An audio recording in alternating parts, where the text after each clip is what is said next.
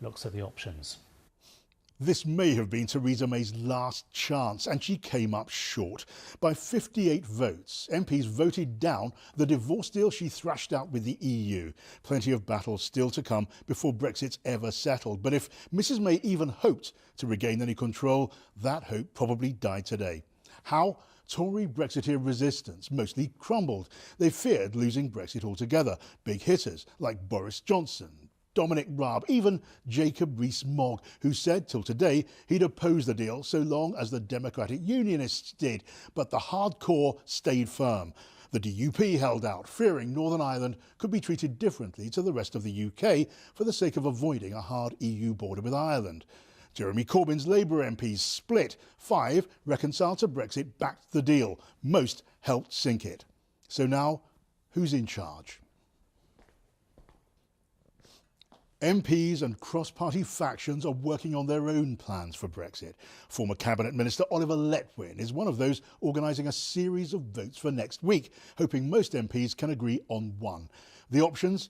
A Brexit closer to the EU than Mrs May's deal, maybe under the same customs rules, maybe under EU single market rules, so free movement of people could continue, or maybe both. That's been compared to the old European common market. A new referendum is an option, maybe tied to whatever Brexit deal is chosen in the end.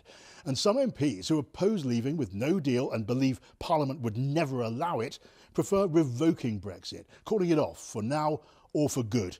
MPs could still take control, ordering the government by law to adopt the plan MPs choose. So Mrs May's next move, assuming she's around long enough, doing nothing's not an option. There'll have to be a Brexit plan made law by a withdrawal agreement bill. MPs could try to force their own plans into that bill. A softer Brexit may well have most support. Could any PM order Tory MPs and ministers how to vote or try? Government discipline has all but collapsed. The next EU summit is set for a week on Wednesday.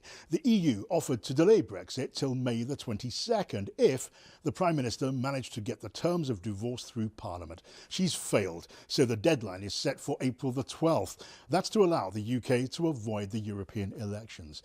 Until there's a final agreement, a no-deal Brexit remains possible. The outcome many fear most, maybe by accident.